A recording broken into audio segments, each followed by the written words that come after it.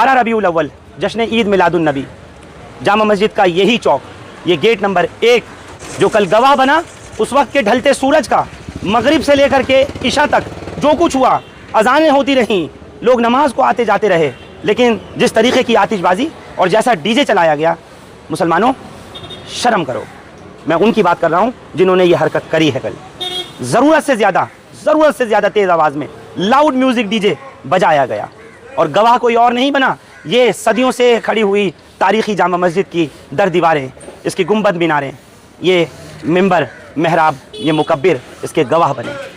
गयूर मुसलमानों, दूसरों के ऊपर उंगली उठाते हो जब दूसरे लोग, दूसरे धर्म के लोग इसी जामा मस्जिद के 3 नंबर गेट की तरफ डीजे बजाते हुए जाते हैं। मस्जिद की इन मीनारों पर, इन गुंबदों पर, इसकी दर दीवारों पर जब आकृतियाँ बनाते हैं, जब लेज़र बीम हाईलाइट्स फेंकते हैं, ओम का निशान बनाया पिछले साल, सबको बड़ी तकलीफ़ हुई थी, बड़ा एहसास हुआ था कि ये क्या हुआ। कल आपको क्यों नहीं एहसास हुआ? कल भी लाइट फेंकी जा रही थी इसी गेट नंबर 1 के ऊपर, तस्वीरें हैं मेरे पास।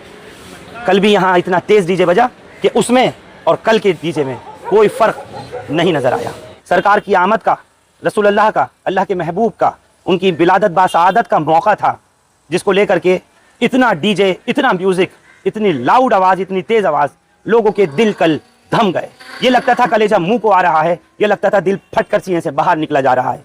ये जामा मस्जिद, वही जामा मस्जिद सदियों से जो ये खड़ी हुई, ये मिंबर और मुकब्बिर, ये मीनारें, इसकी दर और दीवारें आज आपसे सवाल कर रही हैं कि क्यों उस वक्त में जब गेट नंबर 3 पर इसी तरीके का, चाहे रामनवमी हो या शिव बारात हो या राम बारात जब निकल रही होती है, और जिस वक्त इसी तरीके का डीजे बज रहा होता है, जिस वक्त कांवड़ की उन तेज धुनों पर, आवाज़ों पर लोग नाचते गाते हुए इन्हीं जामा मस्जिद की तरफ से 3 नंबर गेट की तरफ से जाते हैं, उस वक्त आपकी गैरत जागी हुई होती है। उस वक्त आप लोग देख करके अफसोस कर रहे होते हैं, उस वक्त देखकर आप लोग गुस्सा कर रहे होते हैं, क्योंकि आप मुसलमान हैं और ये मस्जिद का ताल्लुक सिर्फ आपसे है और शायद किसी और से नहीं है। उस वक्त आपको एहसास इस बात का हो रहा होता है कि मस्जिद की मीनारों पर, इसकी गुंबदों पर, इसकी मिंबर और महराबों के ऊपर लाइट डाली जा रही है, फोकस डाला जा रहा है, ओम की आकृति बनाई जा रही है। उस वक्त आपका दिल गुर्दा हिलता है, लेकिन कल ऐसा नहीं हुआ। आतिशबाजी हुई इसी जगह पर, इसी गेट नंबर 1 पर। वो गेट नंबर 3 होता है जिस वक्त की वो तस्वीरें आप देखकर गुस्सा करते हैं, और ये कल 1 नंबर गेट की तस्वीरें थी। कल का वो सूरज ढल चुका। आज ये 12 रबीउल अव्वल के बाद 13 रबीउल अव्वल का दिन है, और आज ये खुदावंद करीम भी सवाल आप लोगों से करेगा। और अल्लाह के जिस रसूल की विलादत बासआदत के मौके पे आप जश्न मना रहे थे, जिसकी इजाज़त इस तरीके की मौसीकी की इस्लाम मजहब कभी नहीं देता, कोई फ़िरका नहीं देता इस्लाम का, वो आप करके दिखा रहे थे। ये सवाल आपसे एक दिन ये ज़रूर मस्जिद करेगी। वो अल्लाह अज़्ज़ा वजल जिसने आपको ज़िंदगी दी है, जिसके महबूब का आप जश्न मना रहे थे, एक दिन सवाल वो आपसे ज़रूर करेगा। आपके पास जवाब देने के लिए कुछ नहीं होगा। जिस तरीके की कल हरकत की गई है, जुलूस लंबा कीजिए, इतना कीजिए कि रात से लेकर के सुबह हो जाए और जुलूस निकलता रहे, निकालिए जितना निकालना है, लेकिन दूसरों को तकलीफ दे करके सोचिए आप जिस आका का, जिस महबूब का, अल्लाह के आप जश्न मना रहे हैं, अपनी ज़ात से किसी को कभी तकलीफ दी नहीं दी होगी। और आप सरकार की आमद मरहबा, सरकार की आमद मरहबा, जिस तरीके की आप लोगों ने म्यूजिक बजाए हैं,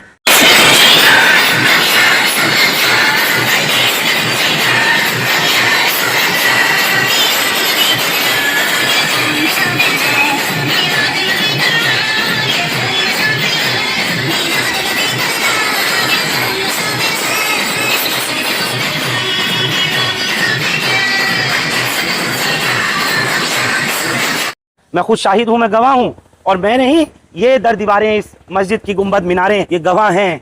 ये पूछेंगे आपसे कि आप लोगों ने जो हरकतें करी हैं कल, इसकी इजाज़त किसने दी थी?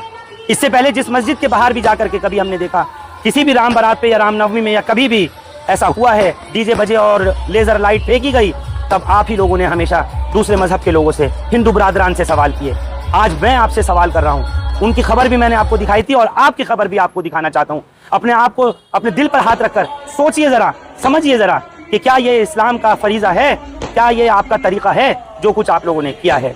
जामा मस्जिद पर कल जहाँ जिस तरीके का हुड़दंग मचाया गया, पूरे 12 हिंदू राव से लेकर के 1 नंबर गेट ही नहीं, कस्तूरबा अस्पताल के बाहर से तक लेकर, यानी जो नुक्कड़ फैज बाजार और दरियागंज तक का इलाका है, वहां तक इतना शोर शराबा किया गया। सोचिए कितने नर्सिंग होम, कितने अस्पताल, कितने मैटरनिटी हॉस्पिटल रास्ते में पड़े होंगे उस जगह से लेकर के यहाँ तक, कितने डॉक्टर्स के क्लिनिक आए होंगे, कितने मरीज परेशान हुए होंगे, कितने मासूम बच्चे और बुजुर्ग लोग, कितने लोग जो आसपास रहते हैं, जहाँ से उस जगह से कि जहां आप लोगों ने बाड़ा हिंदू राव से शुरू किया था इस जुलूस को और ला करके यहाँ इख्तिताम इसको किया गेट नंबर 1 पर। आप समझिएगा, सोचिएगा और एक बार नहीं बार बार सोचिएगा कि क्या आपको मजहब इस्लाम इसकी इजाज़त देता है? क्या आपको आपके माँ बाप, आपका दीन इसकी इजाज़त देता है कि आप ये काम करें जो दूसरों को तकलीफ पहुँचाए? हरगिज़ भी नहीं, कभी भी नहीं। 7 साल पहले 14 अप्रैल 2019 की वो रात याद कीजिए, उसी बाड़ा हिंदू राव चौक की मस्जिद शेखन के बाहर की, जहाँ पर शोभा यात्रा निकाली जा रही थी। मस्जिद शेखन के बाहर ज़बरदस्त डीजे बज रहा था, मस्जिद के ऊपर लाइटें और लेज़र फेंकी जा रही थी। तब इसी जगह की जो ये कमेटी है ईद मिलादुन नबी कमेटी, जो 50 साल से बाड़ा हिंदू राव से लेकर के जामा मस्जिद तक हर साल बदस्तूर हस्ब रिवायत हस्ब मामूल इसी तरीके से ईद मिलादुन नबी के जश्न के मौके पर एक लंबा जुलूस निकालते हैं, इन लोगों ने इस पर सबसे ज़्यादा एतराज़ किया था। और अब पिछले 2-3 साल से लगातार अब कहाँ है वो एतराज़, अब कहाँ है वो ऑब्जेक्शन जो उस वक्त हिंदू लोगों के ऊपर किया जा रहा था कि मस्जिद के बाहर खड़े होकर के ये लोग डीजे बजाते हैं, ये लोग आतिशबाजी करते हैं, ये लोग ज़बरदस्त यहाँ पे आकर के लाइटिंग वगैरह करते हैं। उस वक्त बुरा लगा था ना, अब क्यों नहीं लगा? और कौन लोग हैं वो जो अब आपके जुलूस में आकर के शामिल हुए? प्रशासन की तरफ से, पुलिस की तरफ से आपको इजाज़त मिलती है ना, ईद मिलादुन नबी कमेटी को इजाज़त मिलती है ना कि आप लोग बाड़ा हिंदू राव से लेकर जामा मस्जिद तक जुलूस निकालें, शांतिपूर्वक तरीके से निकालें और जिस तरह से मज़हब का जो कायदा कानून और उसूल है उसके हिसाब से निकालें। दुरूद व सलाम पेश करते हुए आते थे लोग। उस वक्त में कब से हमारे आबा व अजदाद इन जुलूसों में जो हिस्सा लेते थे, उस वक्त ना नाच गाना था, ना डीजे था, ना ढोल बजाना था, तब भी तो निकाला जाता था ना जश्न मिलाद, उस वक्त भी तो मिलाद शरीफ मनाया जाता था। सोच कर देखिए ज़रा, समझ कर देखिए ज़रा, ये जिम्मेदारी जो ईद मिलादुन नबी कमेटी की है उनकी पूरी जिम्मेदारी है कि आप खुद देखिए और समझिए कि आपके जुलूस को कौन खराब करने के लिए, आपका नाम बदनाम करने के लिए आपके साथ शामिल होता है। जब हेड पर अलम आप लिए हुए चलते हैं, जिस वक्त जुलूस आपका शुरू होता है, तो आखिर में जो टेल है यानी जो इख्तिताम जहां पर जुलूस का होता है, वो बड़े बड़े डीजे के साथ में पूरी गाड़ी भर करके डीजे अजीब व गरीब गाने बजाते हुए लोग जाते हैं। ये जिम्मेदारी आपकी है क्योंकि इजाजत आपको मिलती है।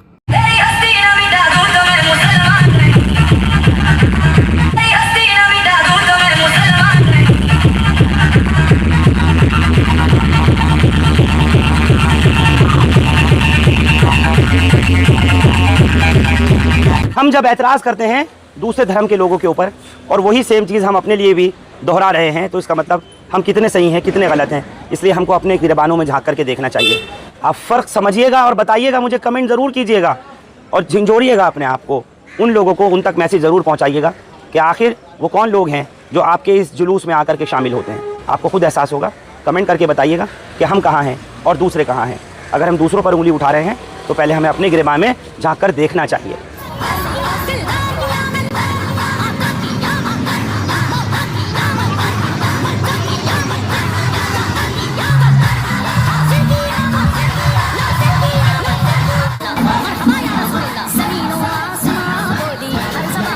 उस अल्लाह अज़्ज़ा वजल के सबसे प्यारे, सबसे महबूब के उम्मतियों, सोचो ज़रा और समझ कर देखो कि जो कुछ ये तुमने किया है ये कितना सही किया है और कितना गलत किया है। इसका जवाब तुम्हें खुद मिल जाएगा। जश्न ईद मिलादुन नबी मनाने के बहुत तरीक़े हैं और पहले भी हमारे बुज़ुर्गों ने, हमारे आबा व अजदाद ने ईद मिलादुन नबी का जश्न मनाया है, खूब मनाया है। लेकिन ऐसा नहीं जिसकी इजाज़त ना इस्लाम देता है, ना हमारा ईमान, ना हम खुद देते हैं। जो लोग आकर के जुड़े हैं ये ईद मिलादुन नबी कमेटी बाड़ा हिंदू राव को, और जितने भी लोग मुंतज़िमीन हैं उनको सोचना होगा और आगे से इस तरीके से ना हो कि लोगों के इतने तेज़ डीजे बजाने से और इस तरीके की जो कलिमात, जो नात वगैरह उसमें जो धुनें बजाई गई, उसने वाकई लोगों को हिला दिया। मैं अपील करता हूँ हिंदुस्तान लाइव के माध्यम से आप सबसे, तमाम गयूर मुसलमानों से, कमेटी के लोगों से, कि आप लोग इस बात को सोचिए। मेरी ये बात ज़रूर बुरी लग रही होगी, ख़ास तौर से उनको जिन्होंने पूरी हिस्सेदारी से बढ़ चढ़ करके इस डीजे में हिस्सा लिया, जिन्होंने पैसा लगाया और जिन्होंने इसको अच्छा समझा। ज़रूर उनको ये मेरा कहा हुआ, मेरा ये कौल कड़वे लग रहे होंगे, बुरे लग रहे होंगे। लेकिन सोच कर देखिएगा ज़रा, जिस वक्त इस डीजे की धमक बज रही थी ना, उस वक्त दिल ऐसा हिल रहा था कि सोचिए, मैं नौजवानों की बात नहीं कर रहा, आप सोचिए उन बुज़ुर्गों का, उन मासूमों का, उन बीमारों का, उन बच्चों का जो उस जुलूस को देख रहे हैं, जो उसका हिस्सा बन रहे हैं, कैसा दिल लरज़ रहा होगा इस डीजे की धुन से। हम दूसरों को बुरा कहते हैं और आज हमने खुद कितना अच्छा किया, इसको समझिएगा ज़रूर। और आगे से ये ना हो, प्रशासन इसको देखे, इसके नतीजे अच्छे नहीं हैं। इस्लाम इसकी इजाज़त नहीं देता। फिर अल्लाह अज़्ज़ल जलाल को, उसकी अज़मत को ज़रूर जोश आता है, और फिर वो जब पकड़ करता है तो हम अपनी हरकतों की वजह से जो पकड़े जाते हैं, जो उसकी रस्सी जब टाइट होती है, हमारे पास बचने का भी रास्ता नहीं होता। मेरी बात बुरी लगे तो आप लोग ज़रूर इस चीज़ को आगे से अपना अमल ना बनाएं। जो पिछले 2-3 साल से ईद मिलादुन नबी के जश्न के जुलूस में जिस तरीके से डीजे का ये एक सिलसिला शुरू हुआ है, ये रुकना चाहिए। और जैसे बाड़ा हिंदू राव से जामा मस्जिद तक जुलूस निकाला जाता था, उसी अदब व एहतराम के साथ, उसी दुरूद और सलाम के साथ वैसे ही निकाला जाए, और किसी तरीके से इसके ऊपर पाबंदी लगे। जिस तरीके के ये डीजे वगैरह इतनी तेज़ आवाज़ में बजाए गए कि दूसरे लोगों को तकलीफ़ हुई, दूसरे लोगों को परेशानी हुई। बहुत बहुत शुक्रिया, आप लोग हमारे साथ जामा मस्जिद इलाके से इस खबर पर जुड़े। हिंदुस्तान लाइव फरहान याह्या यूट्यूब पर सब्सक्राइब कर सकते हैं और क्लिक कर सकते हैं बेल आइकन हमारी खबर की पहली नोटिफिकेशन के लिए। फेसबुक पर हमारा page Hindustan live Farhan Yahya follow और लाइक कर सकते हैं। Thank you for now.